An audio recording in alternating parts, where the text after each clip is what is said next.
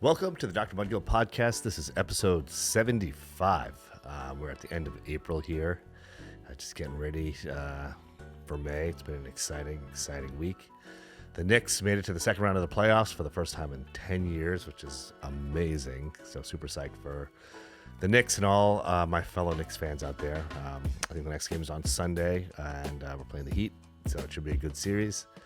Excited to see it, hopefully try to sneak down to see actually one of the games in person. Not sure if that'll be possible, but I will most certainly be watching it on TV at the least.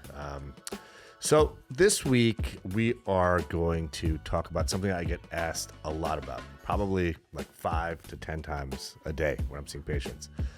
And it's just various questions surrounding Botox. So I figured I'd take this podcast and discuss some of the questions that my patients ask me, just to inform anyone who has any questions about Botox, about what it is, what it does, how it works, when you should do it, yada yada yada. So I'm going to start off by just describing what Botox is. So Botox is a neurotoxin, and the way it's used for lots of things, actually. You can use it to treat migraines. You can use it to treat muscle spasms. Neurologists use it quite a bit. Some ophthalmologists use it for spasms of the eyelids, etc., something called blepharospasm. But plastic surgeons and dermatologists use it for aesthetic purposes. And so we're really using it to treat the dynamic lines of facial expression. So those are like the 11s when you make your angry line, your angry face, or the forehead lines, from just expressing using your forehead, or crow's feet, which are the lines that develop around your eyes from smiling. It can be used in other parts of the face, but those are the three most commonly used areas. So I'm just going to kind of focus on that. And the way Botox works is it's a powder that you dilute in saline, and then you inject Botox into the muscles of facial expression. And by doing that, it takes about a week or so for it to start working, up to 2 weeks for it to fully settle out. You basically paralyze those muscles. That sounds terrifying, right? Like paralyzing those muscles. But the reason why it works so well is by paralyzing the muscles of facial expression, it serves two purposes. One is if you have existing lines, so if you have lines that are present when your face is at complete rest, what that generally means is, you have some wrinkles, but generally there's some tension in the underlying muscles that's exacerbating the appearance of those lines. So if you have existing lines and you inject Botox, it softens those lines. So for folks who have existing wrinkles, it softens those wrinkles. But much more importantly, and something that's less widely discussed, is using Botox before you have lines at rest, because the movement of those muscles, the movement of the muscles in your forehead or between your eyes or around your eyes, moving those muscles year after year after year after year creates wrinkles. So if you can paralyze those muscles of facial expression before you have wrinkles, you basically will prevent yourself from getting wrinkles. So I've talked about this before in several of my other posts, my anti-aging strategy, my simple 3-step strategy. And the first is using a sunscreen every day, even if it's snowing or raining outside, and not just any sunscreen. So it should be a minimum of SPF 30. If you want to use an SPF 100, that's fine with me, but 15 doesn't work. So you got to use an SPF 30, and ideally one that has either titanium dioxide or zinc oxide in it. Those are physical blockers of the sun's rays. And by doing that, you're protecting yourself against skin cancer, which is the most important thing. But you're also protecting yourself against photoaging. So you're preventing damage to your collagen. You're preventing sunspots. You're preventing dilated capillaries, and all of the things that are caused by excessive sun on our skin. So a titanium or zinc containing SPF 30 sunscreen every day. Second thing is some kind of retinoid at night, and prescription retinoids are the best. So a lot of the serums and cosmeceutical products have retinol in them, and that's okay. But retinoids is what your dermatologist will prescribe you, are like many times more potent than retinols and just work much better. So like Retin-A is the classic retinoid. Tretinoin is the generic version of that. So all of my cosmetic patients are on some form of tretinoin. I'd say 95+% of them are just the lowest strength, which is tretinoin 0.025%, which has everything you need in terms of anti-aging effect, and it really minimizes irritation and various other side effects that can happen from overuse of retinoids.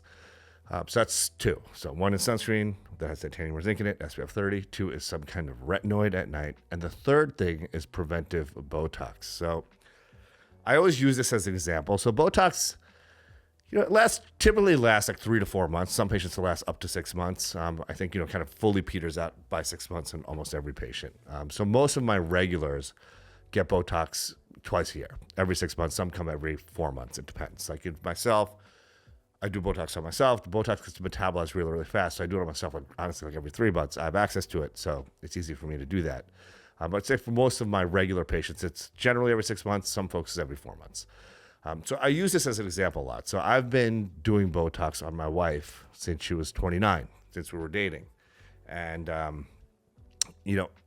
in the decade of our 30s, we had 3 kids. My wife nursed all 3 kids. So, say in that entire decade, she was able to get Botox, say only 6 times. So 6 times 6 is 36 months.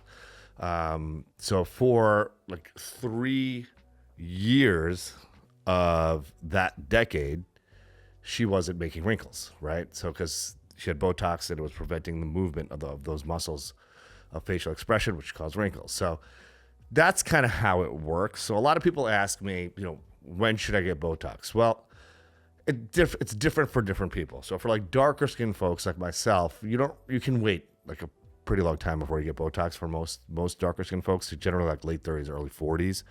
I think I started doing it myself when I was 42 or 43. Fair skin patients generally start in their late 20s, early 30s. And when I say preventive Botox, I mean, you don't have to get it regularly. I mean, you can, but if you were to just get it once a year or once every year and a half or even once every 2 years, you're basically, say you get it once every 2 years, you're aging 25% slower than someone who's not getting Botox at that age. That's kind of how it works. So those are really the 3 steps that I think are most key for anti-aging. Sunscreen that's titanium zinc, that's SPF 30, a topical retinoid, and preventive Botox.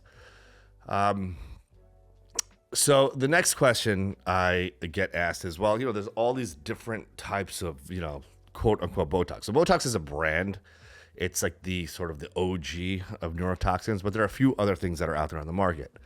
There's Xeomin, there's Jeuveau, there's Dysport, there's Botox, and there's a new one called Daxxify, which purportedly lasts longer than the other neurotoxins. So we have to kind of wait to see how the story plays out with that. But of those, I pretty much use Botox and Dysport in all my patients, and I'd say the great majority of my patients actually just get Botox is what I prefer. Some of my patients, Botox gets metabolized really quickly in them.